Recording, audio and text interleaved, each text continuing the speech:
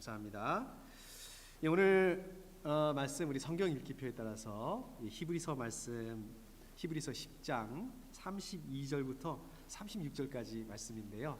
시간 관계상 너무 길어서 다 나눌 수는 없고 다 다룰 수는 없고 우리 맨 앞에 32절, 맨 뒤에 36절 말씀 위주로, 그렇죠? 뭐 맨 앞에 하고 맨 끝에 하면 다 한 거 아니겠습니까? 위주로 해서 말씀을 나눠보도록 하겠습니다. 여러분 그 히브리서 얼마 전에 그 개관에 대해서 들으셨죠? 또 우리 임 목사님께서 유튜브 동영상 올려놓으신 거 이거 보셔서 아시겠지만 또 오늘 아침에 우리 또 성경 공부 시간에 또 특별히 히브리서를 다뤘습니다.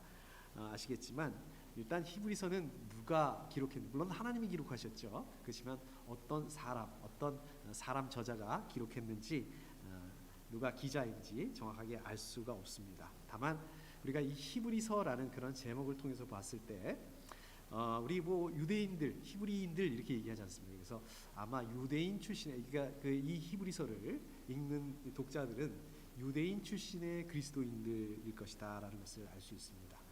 또 그렇게 생각할 수 있는 이유 중에 하나는 그 내용들을 보게 되면 우리가 이제 구약 성경을 좀 많이 잘 알아야지 좀 이해하기가 쉬운 내용들이 있고, 또 우리 구약의 제사 이것들에 대해서 잘 알아야지만 내용을 이해할 수 있기 때문에 그럴 것이다. 독자들이 아마 그 유대인 출신의 그리스도인일 것이다. 이렇게 많은 학자들이 이렇게 얘기를 합니다. 또 우리 내용도 이렇게 히브리서 내용도 이렇게 보시면 히브리서를 읽는 그 독자들이 이렇게 뭐 잘 나가고 이렇게라기보다는 좀 고난, 어려운 가운데 그런 가운데 있었다는 것을 알 수가 있습니다. 자, 그렇다면 이게 한 번만 넘겨주세요. 처음에는 항상 안 넘어가네요. 네. 한 번 더. 네. 자, 그렇다면 이 고난, 어려움, 우리 이걸 어떻게 이겨낼 수 있을까? 고난과 어려움을 이겨낼 수 있는 방법은 없을까? 이게 뭐 그 히브리서를 읽던 그 당시에 그 독자들만 해당되는 그런 질문 아니잖아요. 지금 저와 여러분들 똑같은 질문입니다. 자, 오늘은 이 말씀을 중심으로 해서 말씀을 같이 나눠보도록 하겠습니다.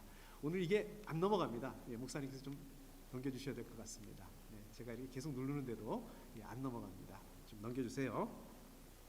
자, 어떻게 하면은 어려움과 이 고난을 이겨낼 수 있을까? 오늘 말씀에 보면 정답을 두 가지로 얘기하고 있습니다. 예, 나오죠? 처음 시절을 되새겨봐야 된다. 오늘 그냥 아예 제가 딱 답부터 먼저 말씀드리겠습니다. 첫 번째로 고난을 어떻게 이겨낼 수 있는가? 처음 시절을 되새겨봐야 된다. 오늘 말씀을 보면 그 다음에 인내로 이겨내야 된다. 이겁니다. 자, 그 중에서 우리 첫 번째 말씀, 처음 시절을 되새겨 봐야 한다. 32절 말씀이죠. 제가 32절 다시 한번 읽어보도록 하겠습니다. 여러분은 빛을 받은 뒤에 고난의 싸움을 많이 견디어낸 그 처음 시절을 되새기십시오. 자, 이렇게 되어 있습니다. 자, 32절 말씀 뭡니까? 그 이전에 받았던 고난을 좀 기억해봐라, 되새겨봐라. 지금 이 말씀이죠. 자, 이 말씀에서 보게 되면 이 히브리서를 읽는 이 독자들은 그 이전에도 고난과 어려움을 당한 적이 있었는데 그 어려움과 고난을 믿음으로 아주 훌륭하게 극복해낸 그런 경험이 있었다. 이걸 알 수가 있습니다. 여기 보시면 이제 처음 시절이라고 이렇게 되어 있는데, 처음 시절은 아마 그 신앙을 믿었었던, 신앙을 처음 가졌었던 그런 시절을 말씀하고 있는 것이라고 저희가 생각해 볼 수 있습니다. 처음 시절, 생각해 보면 저와 여러분들도 처음 시절이 있습니다. 저도 예수님을 인격적으로 처음 만났을 때, 그때는 굉장히 감격했어요. 굉장히 기쁘더라고요. 뭐 별거 아닌 일도 감사합니다, 기쁩니다, 막 이런 고백들이 많이 나왔습니다. 그리고 그때 어려운 일을 당한다 하더라도 뭐 그때도 당연히 어렵고 힘든 일이 있었습니다. 그럼에도 불구하고 어려움을 당해도 기쁘고 감사하고 그랬던 기억들이 생생합니다. 아마 여러분들도 그런 기억이 처음 예수님을 만났을 때 그런 기억들이 있으실 것입니다. 자, 그런데 여러분 어떻습니까? 이 고난이나 어려움이나 이런 것들은 항상 만날 때마다 힘듭니다. 마치 세상에서 처음으로 이 고난을 겪는 것처럼, 마치 세상 사람들은 다 괜찮은데 나만 이렇게 어려움을 겪는 것처럼, 마치 도저히 감당할 수 없는, 아직 그거 아닙니다. 감당할 수 없는, 그것을 겪을 수 없는, 감당할 수 없는 고난을 당한 것처럼 이럴 때가 많이 있습니다. 자, 그런데 지난 일을 기억해 보면 참 그때도 참 힘들었습니다. 그런데 하나님께서 감당하게 하셨다. 자, 그렇다면 현재의 고난, 어려움도 하나님께서 감당하게 하실 것이다. 자, 그 다음으로 보시면은 되새겨 보십시오. 원어적인 의미를 보게 되면 되새겨 보십시오. 이 되새긴다는 것을 반복해서 지속해서 해야 된다는 그런 의미입니다. 그러니까 처음 시절을 되새기고 또 되새기고 반복하고, 자, 이렇게 해야 된다는 의미입니다. 이게 무슨 뜻일까요? 왜 이렇게 반복해야 될까요? 그는 바로 이 고난하고 어려움이 계속해서 온다는 말씀이죠. 한 번 오고 끝난다는 게 아니라 계속해서 고난하고 어려움이 반복하고 오게 되니까 그것을 되새기고 반복하고 기억하고 또 기억하고 이래야 된다. 하나님께서 어떻게 감당하게 하셨는지, 이거를 어떻게 지나가게 하셨는지 기억해야 된다, 이 말씀입니다. 32절에 보면 고난의 싸움을 많이 견뎌낸, 자, 이런 얘기를 합니다. 자, 요게 두 가지를 지금 독자들에게 기억하게 하기 위해서 얘기를 합니다. 자, 첫 번째, 저 화면에 나오죠? 예, 뭘 기억해야 된다고요? 이 히브리서 당시의 독자들이 처음으로 예수님을 믿게 됐을 때 심한 어려움을, 굉장히 큰 어려움을 당하게 됐다. 이거를 기억해야 된다는 얘기예요. 자, 그런데 이 심한 어려움, 그 사람들이 받았던 그 심한 어려움, 이게 아무리 심해도 예수님이 십자가에 고난 받으셨던 그 고난하고는 비교할 수 없는 고난이라는 것입니다. 자, 그렇다면 그 당시에 이 그리스도인들이 어떠한 고난을 당했는가? 뭐 오늘 성경 공부 시간에도 잠깐 얘기했지만, 우리가 그 사람들이 예수님을 믿는다고 이제 그 의미로 침례를 받게 되죠. 침례를 받게 되면, 그 침례를 받았다는 걸 알게 되면 어떻게 되냐면, 이 공식적인 자리에서 사람들 다 보는 앞에서 수치를 당해야 됐다라고 합니다. 또 왕따를 각오해야 되고요.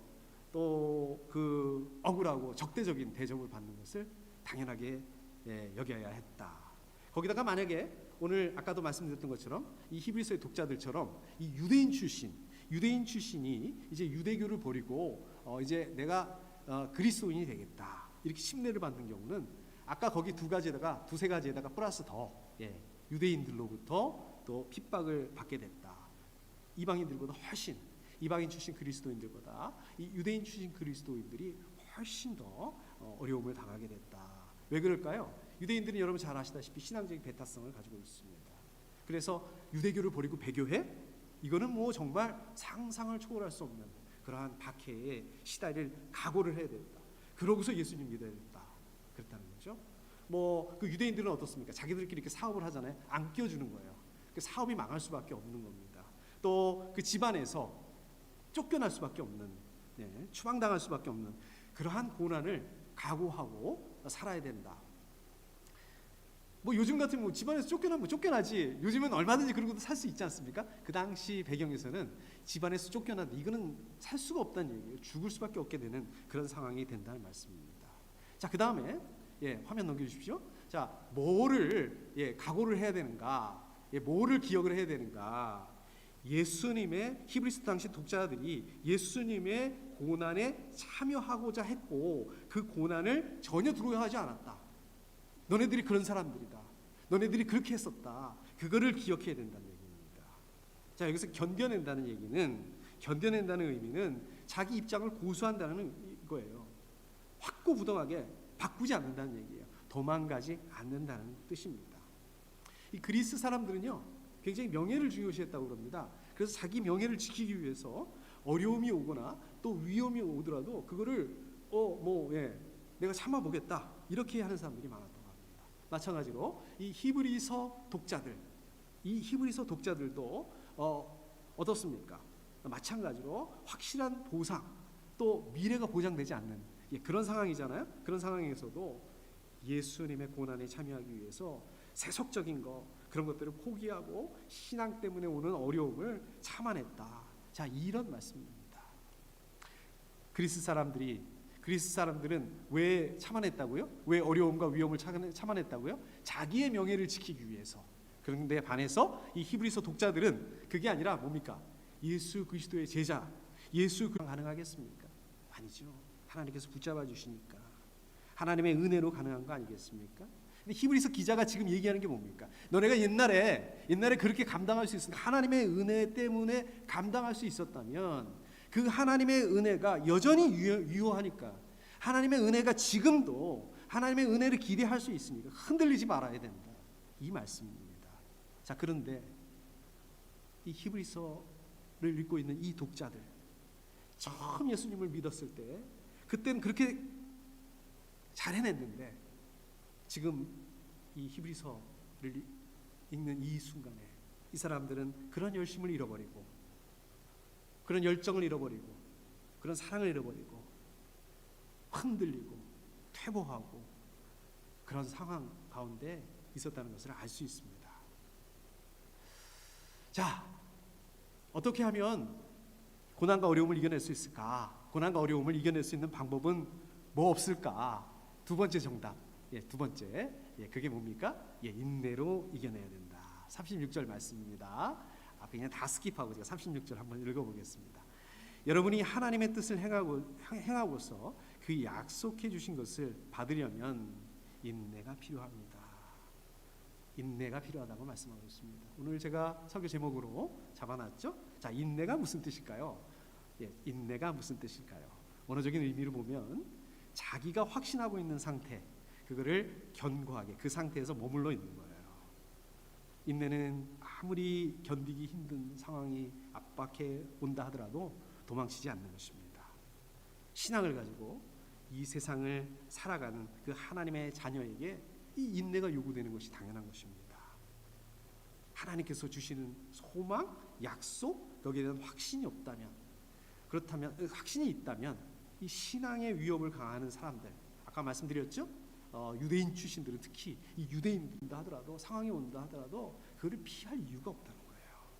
끝까지 인내하지 못하는 사람들, 그리고 중도에 신앙을 버리고 배교하는 사람들, 그것은 이 소망, 하나님의 주신 그 소망, 약속에 대한 확신이 없기 때문이다 말씀입니다.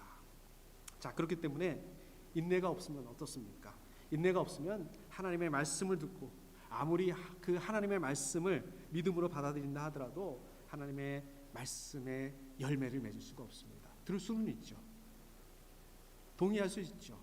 믿을 수 있죠. 그러나 인내가 없다면 그 삶 속에서 하나님의 말씀의 열매를 만들어낼 수가 없다는 것입니다. 자, 그렇기 때문에 인내가 반드시 필요하다는 거예요. 인내는 믿음과 별개의 것이 아니라는 것입니다.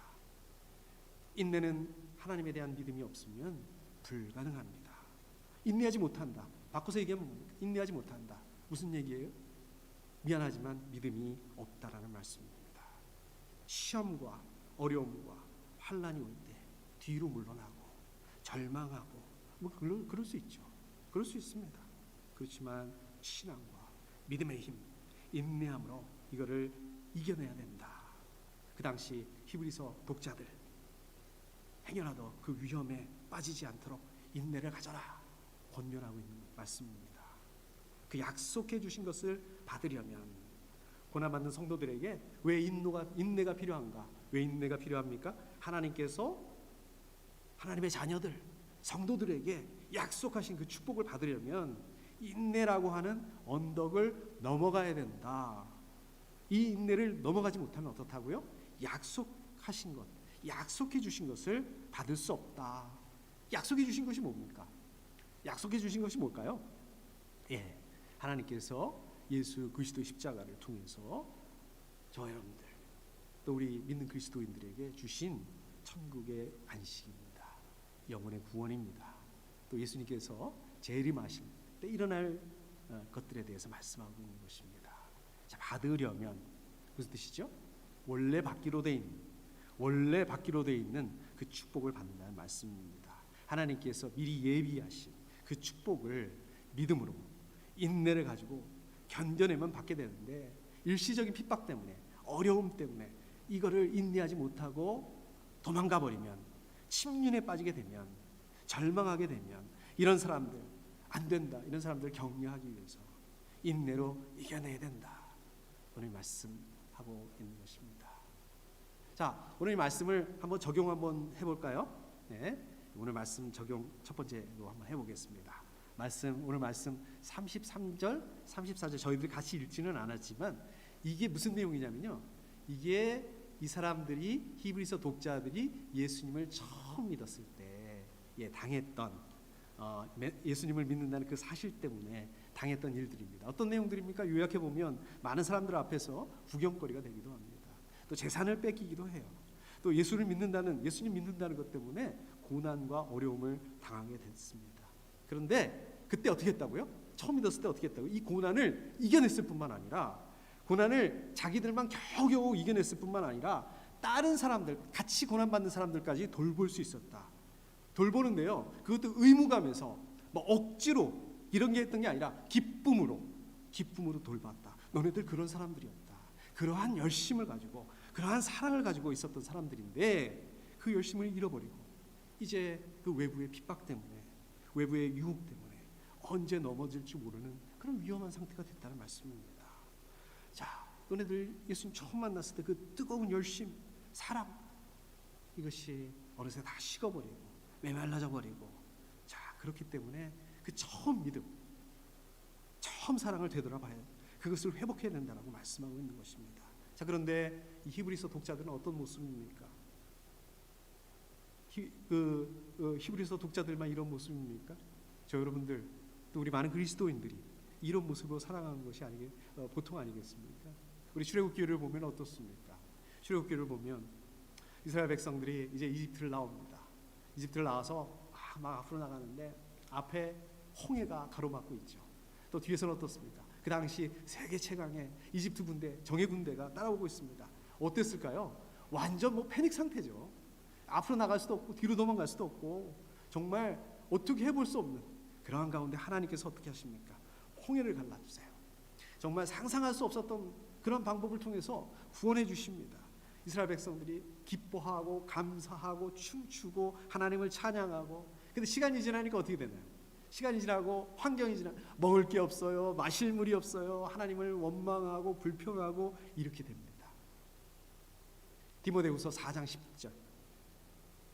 대만은 이 세상을 사랑해서 나를 버리고 데살로니가로 가고, 처음 믿을 때 그 감격, 감사, 사랑을 잃어버리고 이제 세상의 마음을 뺏겼던 데마가 결국 세상으로 돌아가고 말았다. 이 말씀입니다.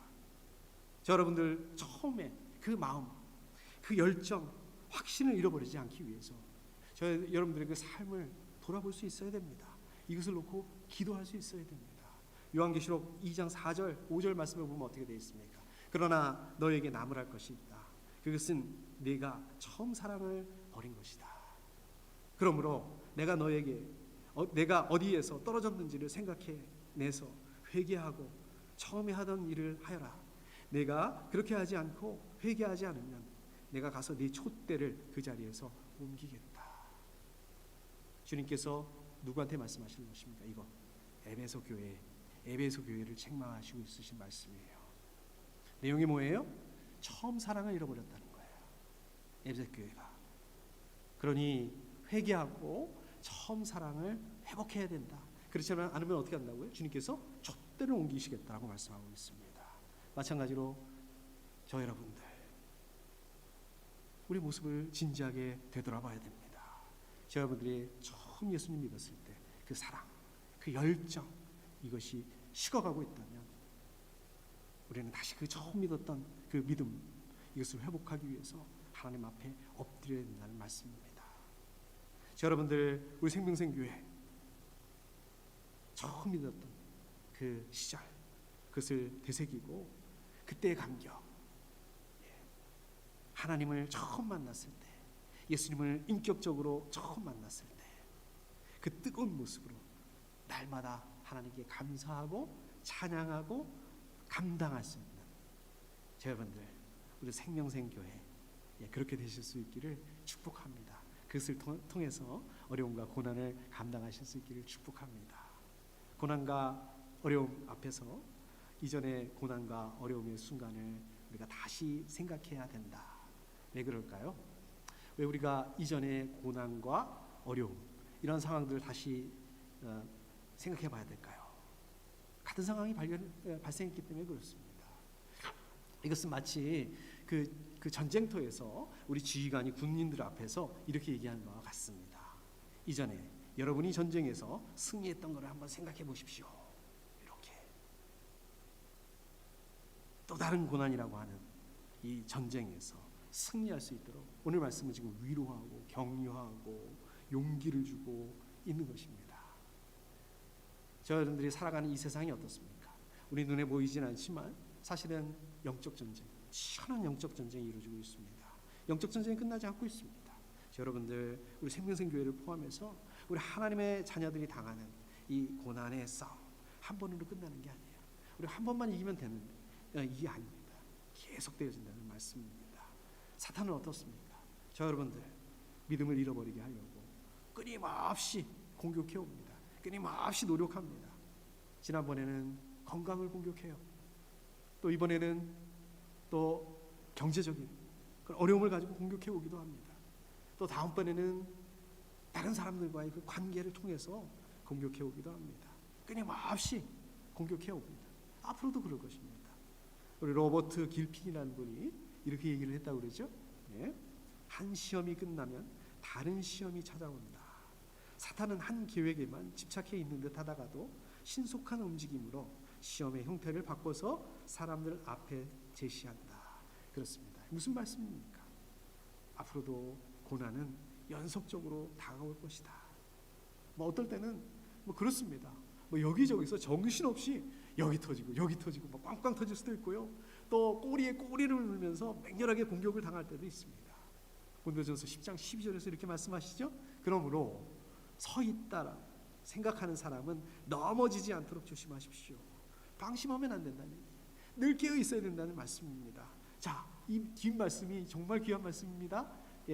고린도전서 10장 13절 뒷부분 하나님께서는 시련과 함께 그것을 벗어날 길도 마련해 주셔서 여러분이 그 시련을 견디어낼 수 있게 해 주십니다. 저와 여러분들이 아니라 하나님께서 이런 시련, 어려움을 감당할 수 있게 해 주신다는 말씀입니다. 고난과 어려움을 지나갈 수 있도록 마련해 주신다. 이 말씀입니다. 원리는 간단합니다. 내가 어떻게 해봐야지. 우리 교회를 위해서 어떻게 해봐야지. 이게 아니라 물론 그렇다고 해서 감나무에서 감 떨어지기를 기다리고 바라고 있으면 안 되겠죠. 그러나 근본적으로 저 여러분들이 아니라 하나님께서 하신다는 것입니다. 저 여러분들은 뭐 해야 될까요? 하나님과 함께하는 거예요. 하나님께 붙어 있는 것입니다. 당당하게 하나님과 함께하면서 당당하게 감당하면서 기다릴 수 있어야 합니다. 그렇게 하실 수 있기를 축복합니다. 자, 36절에 보면 하나님의 뜻을 행하고 하나님께서 약속한 것을 받기 위해서 인내가 필요하다고 말씀하고 있어요. 하나님의 뜻을 믿음으로 감당한다 하더라도 하나님의 약속이 이루어지기까지 시차가 있다는 말씀이에요. 그렇죠? 그때까지 어떻게 된다? 이 시차를 참고 견뎌야 된다. 인내해야 된다. 궁금한 게 있죠. 늘 궁금해요. 저는 늘 궁금해요. 이게 왜 시차가 있어야 될까? 좀 이렇게 기왕 들어주실 거 기분 좋게 팍팍 그냥 바로 응답해 주시면 좋지 않나. 그럴 것 같아요. 근데 항상 시간이 걸린다는 것입니다.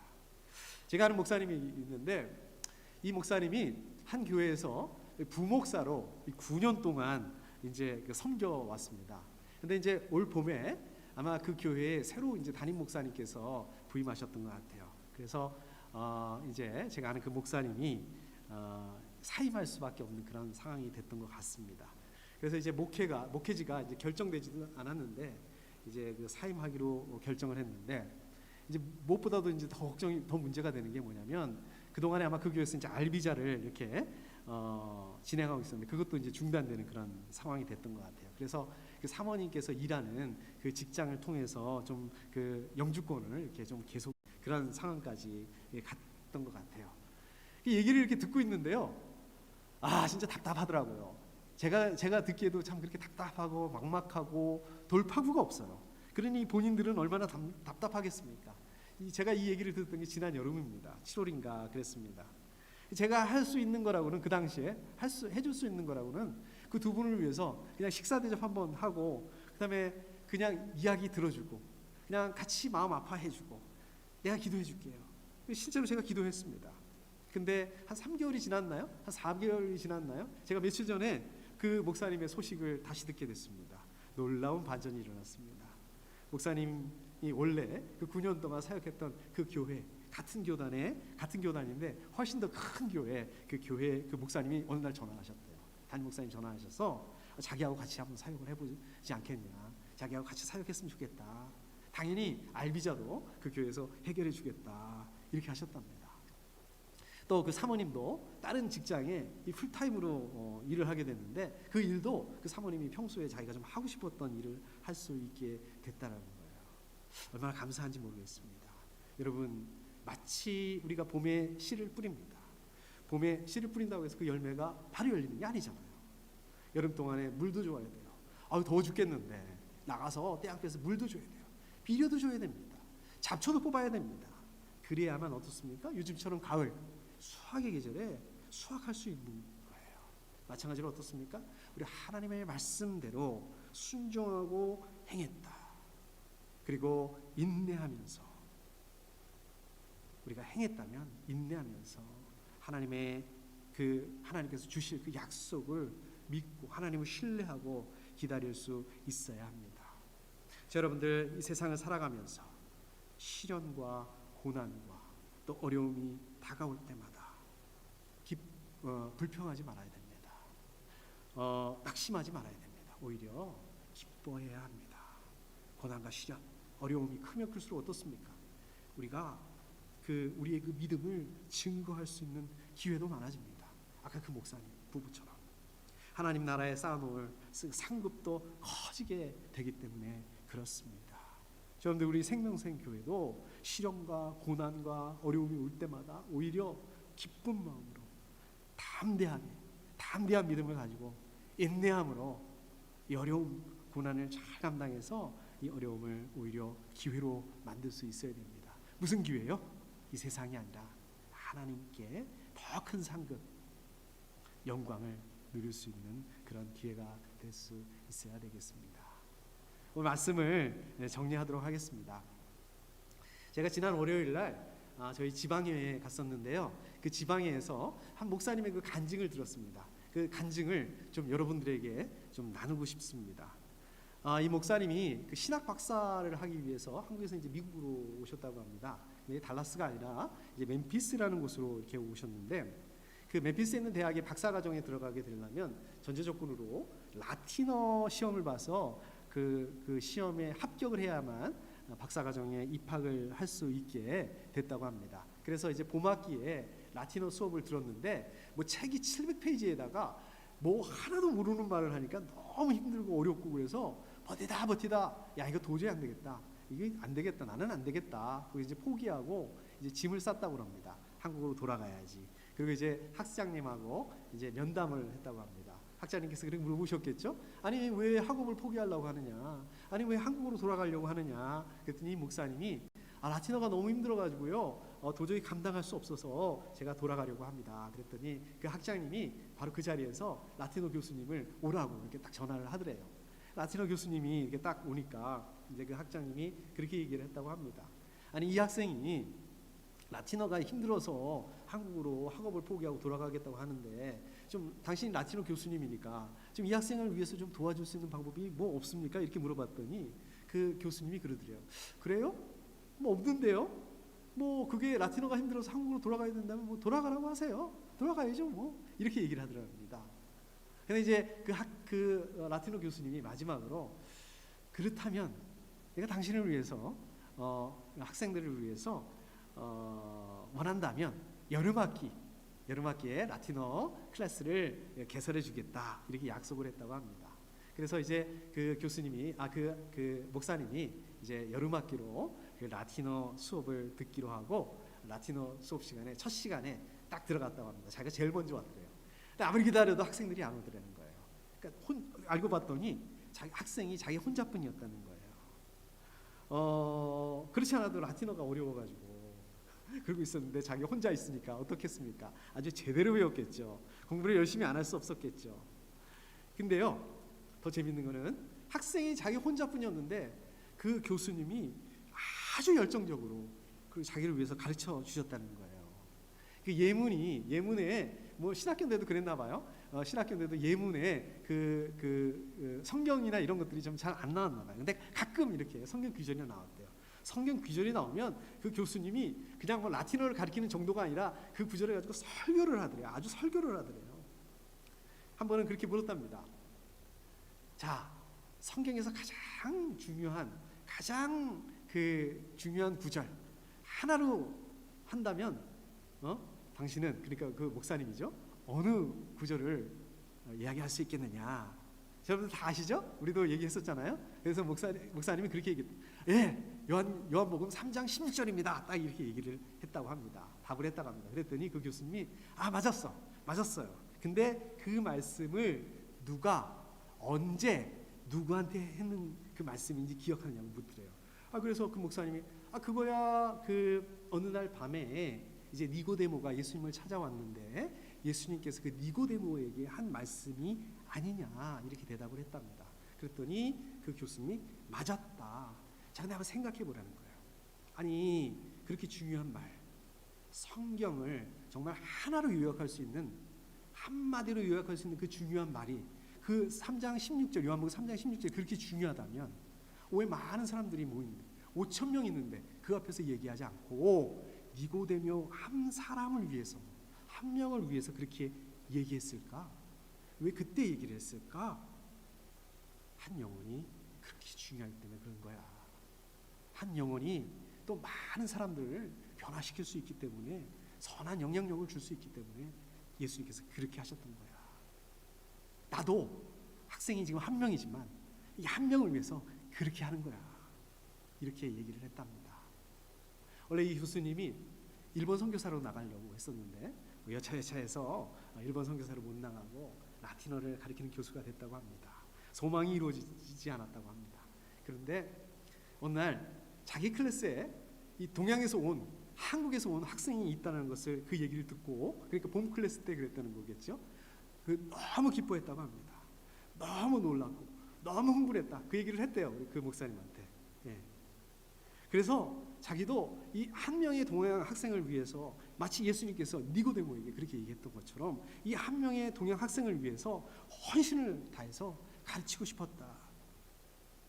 헌신을 다해서 하나님의 말씀을 전하고 싶었다. 그랬었다라고 이렇게 얘기를 했답니다. 그래서 그 멤피스가 굉장히 덥대네요.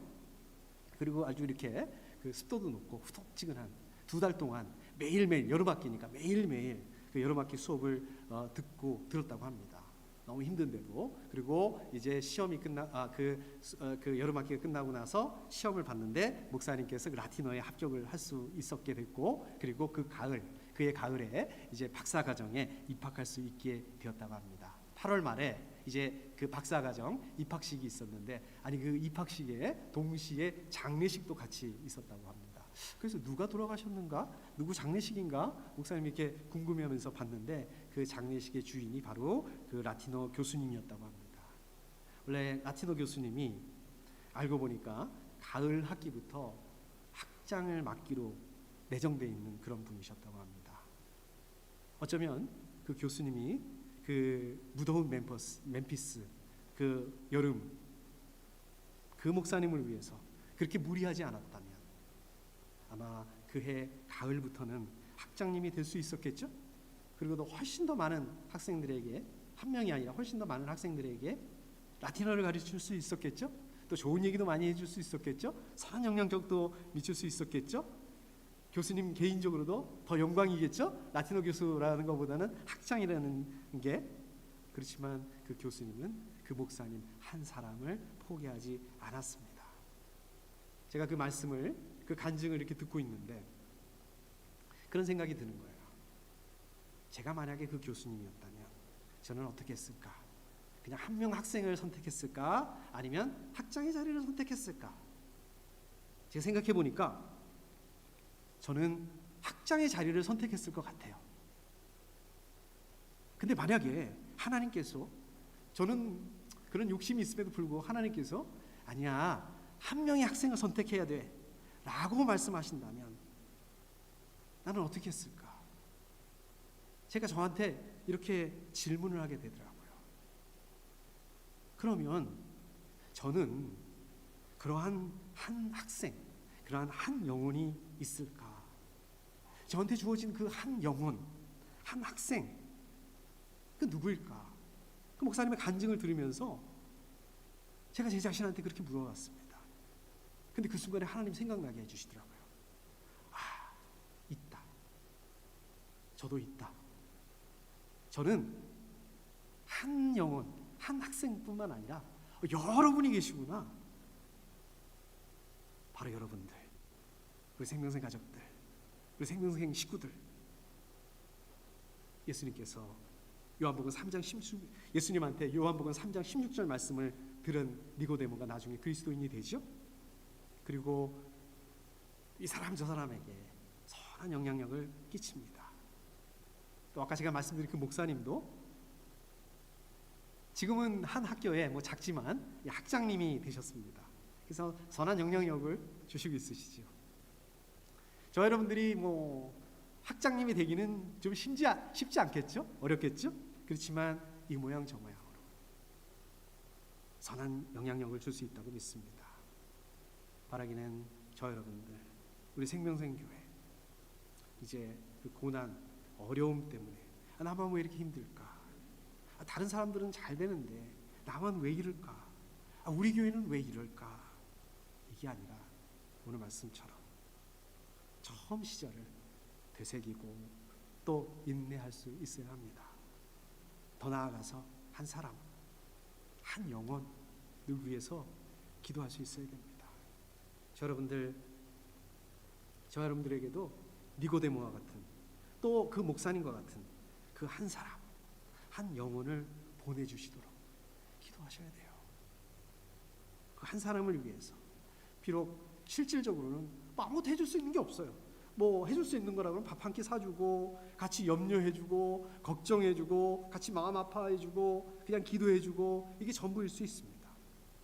그러나 그 한, 내 모든 것을 다 걸고 내 모든 것을 다 줄 수 있는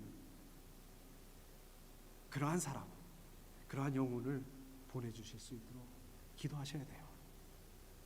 하나님께서 바로 그 한 사람을 통해서 역사하셔서 그 한 사람이 니고데모로, 그 한 사람을 니고데모로 세워주시고, 또 그 목사님으로 세워주시고, 또 그 한 사람이 또 다른 한 사람을 세워주시고, 이렇게 되실 수 있도록, 이렇게 하나님 역사하실 수 있도록, 이렇게 하나님의 나라를 드러낼 수 있는 그러한 시간, 그러한 소망, 저 여러분들의 이제부터의 그 삶 속에서 그러한 시간을, 그러한 소망을 꿈꾸고 또 소망하실 수 있기를 축복합니다. 함께 기도하겠습니다.